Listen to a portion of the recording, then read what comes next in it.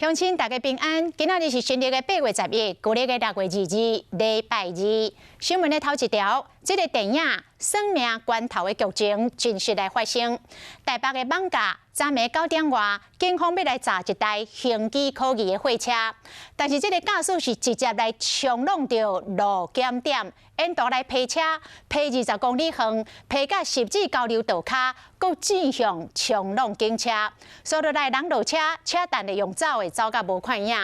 警方已经掌握到伊的身份，应该真紧就会抓到人。为什么会没影像？我还是觉得很奇怪。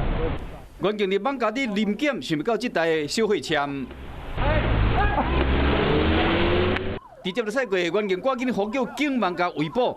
小货车驾驶一直往北边驶，经过市民大道，驶到十字，佮正向弄到警察车。原警伫后壁立足，还阁找到车的时，人已经跳车走去啊。我就要去了，我就惊掉了。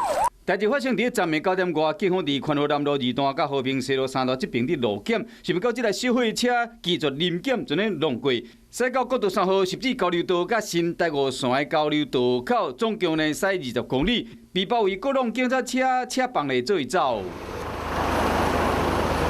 嫌犯的小货车已经被查扣，车顶敢若输入的物件拢合法，是安怎要走？身躯有炸什么款的违禁品，才会予伊无顾一切走20公里？警方即马已经掌握身份，要对战。